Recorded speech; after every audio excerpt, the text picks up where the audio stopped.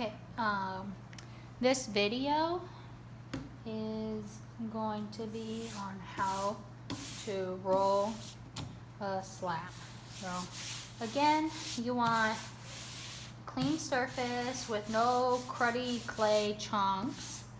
And then I'm going to show you two methods in this video. And I have about a 2-pound clay. So I'm going to cut this in half, and I have it wedged nicely with all the air bubbles out of it. So should be good. And so we're going to start with about a pound. Okay, set this aside. I think when you start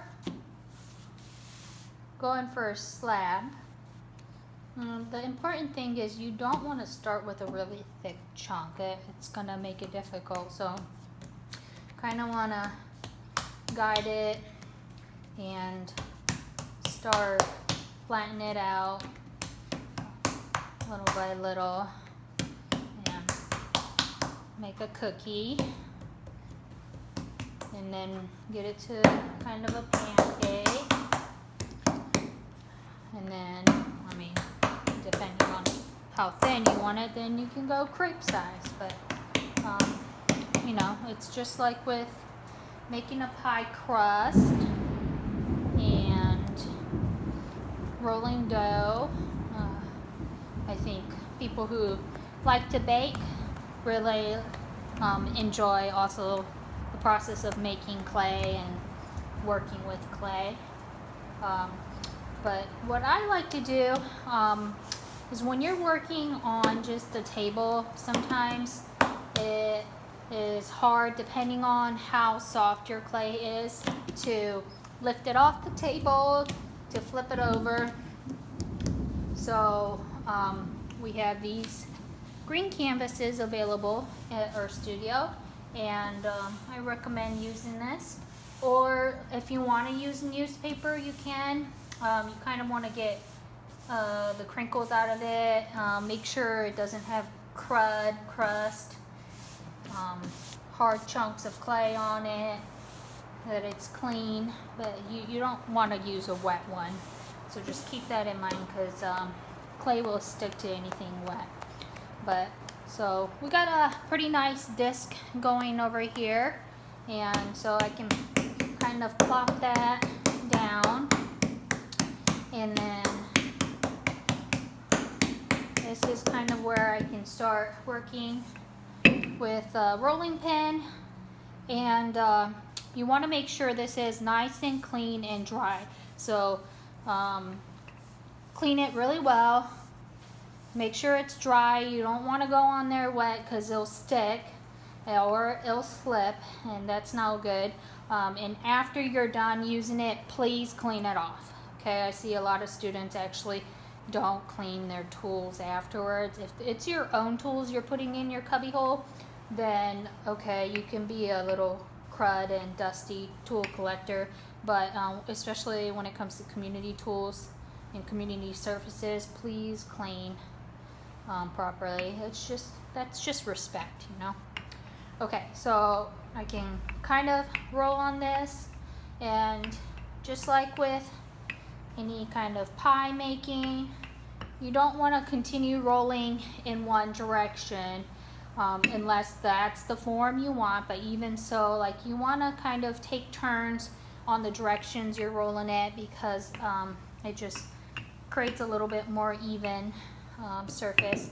And then when you have this, it's still thick enough I can kind of flip it on my own and kind of work it like this. But I also have one more of this canvas, and I like to kind of use 2 layers, and I'll show you in a second, to work it to a proper thickness.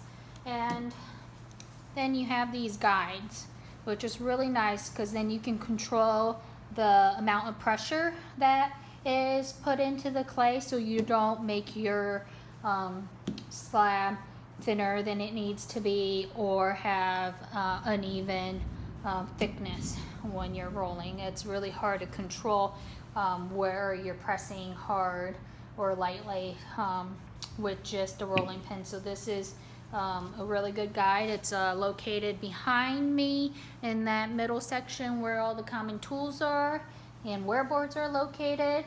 And please make sure these are clean and you put them away clean too.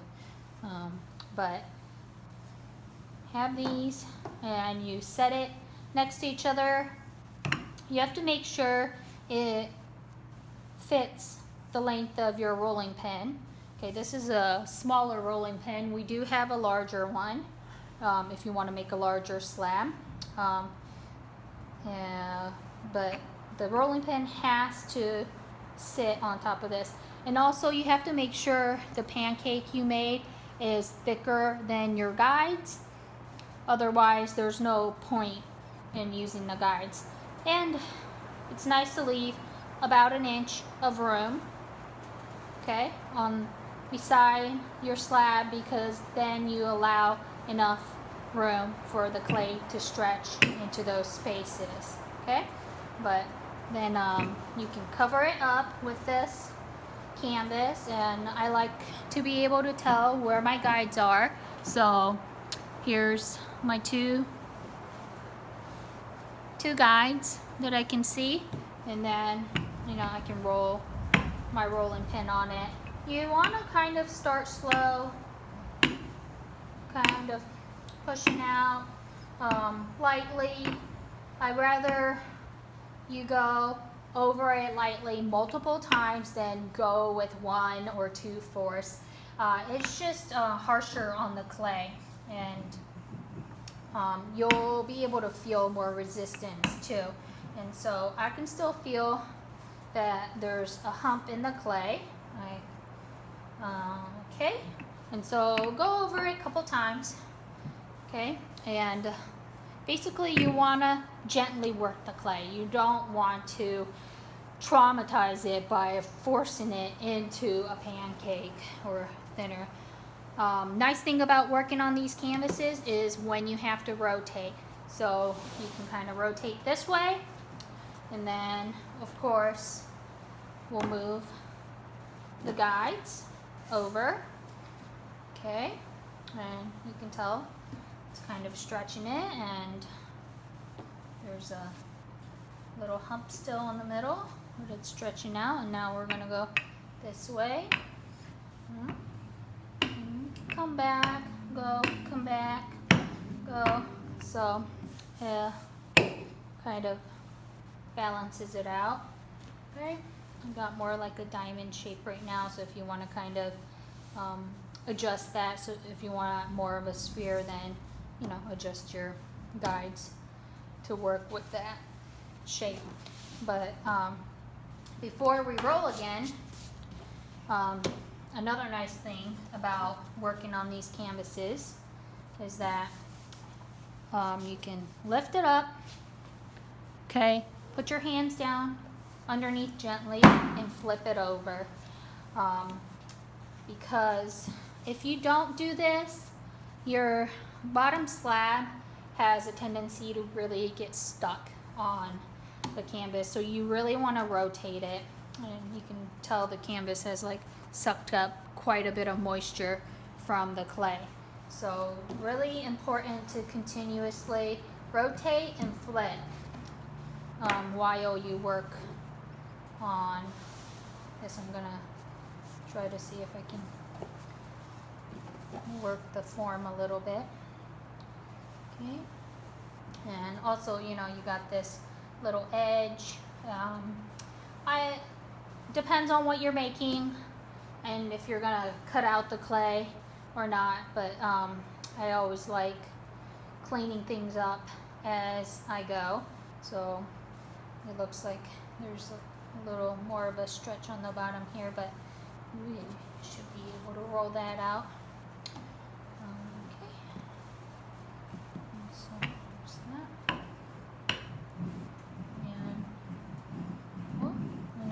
feel that it's really starting to feel flat. And yeah, be careful. I might have been doing that a little too fast. Any sort of canvas grooves or little strings, it will leave a mark. So I mean, that's probably why newspaper might be nice, but when you're just making a bottom of a pot, or you know, something you're going to smooth out later, then it's not a huge deal. Okay, and most times when you roll out slabs, you pretty much cut out bits. So we'll just rotate again so you can see the canvas cord has gotten on there. So be mindful of that. And you can see my guides.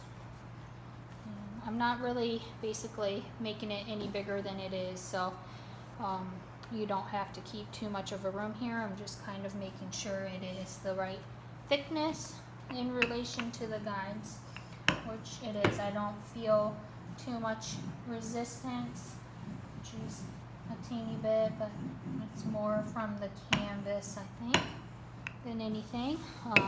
So that feels good.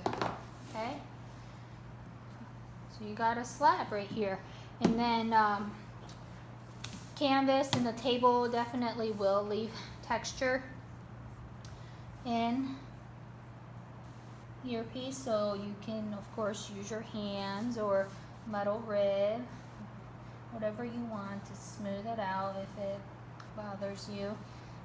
A rubber rib works nice. You guys, that doesn't come in your toolkit, but also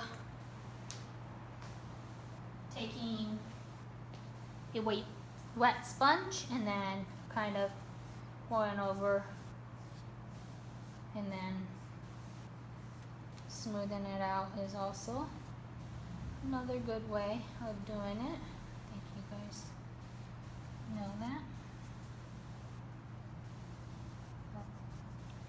So here's your slab, and think about the size of the pot that you're going to be making, and you know, kind of keep it to, what is that, about a 4-inch.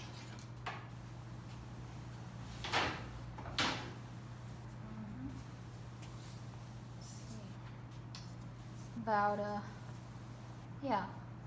4-inch bottom. That will be good. Or 3.5, 4 inches will be about the same size as the pinch pots. Okay, so that's one method of making your slab. Okay, so I'm gonna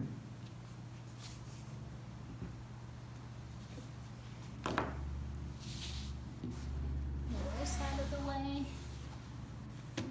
And then the next method is kind of really fun. You wanna start the same way, you know, from a big biscuit to a cookie. You can pinch it out, you can slap it down, tap it, get a disc, make a cake, do a pancake.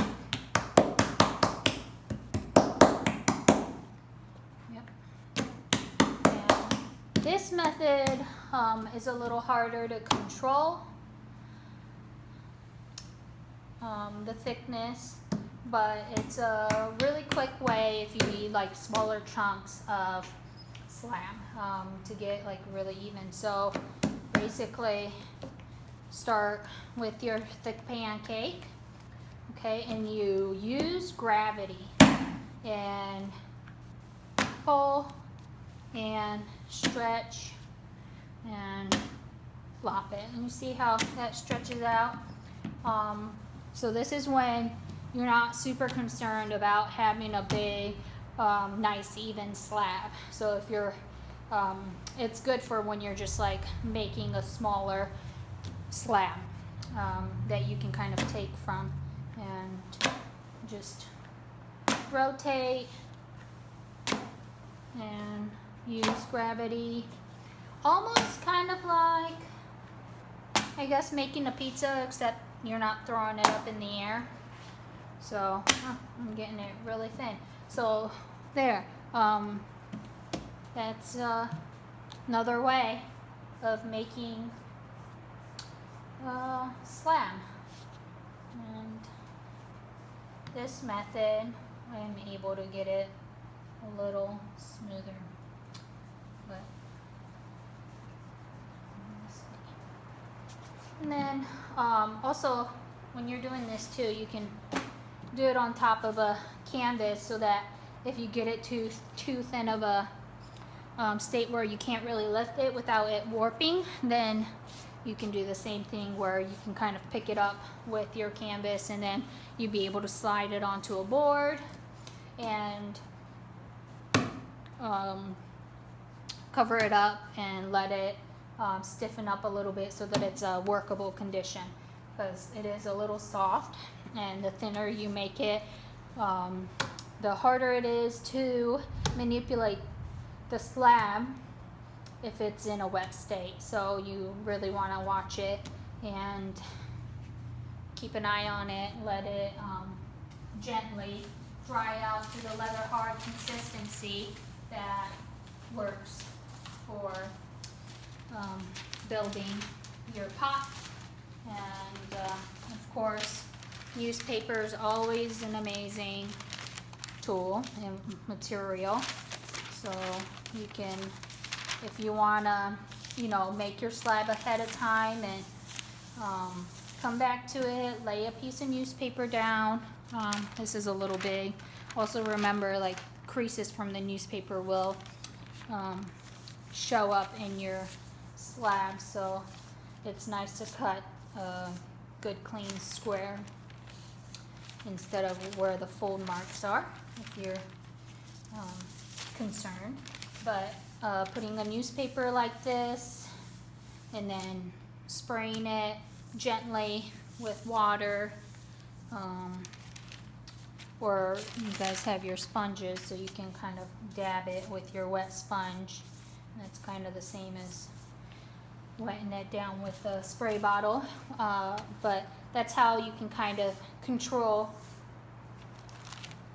the speed of your slab drying out or not. Okay, so you can cut it out to whatever shapes and size you need and work with that. All right, those are the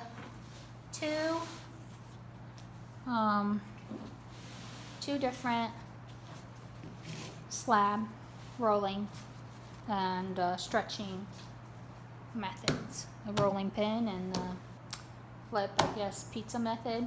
I'm not sure what it's called, but yeah, you should try both of it to see what you like better.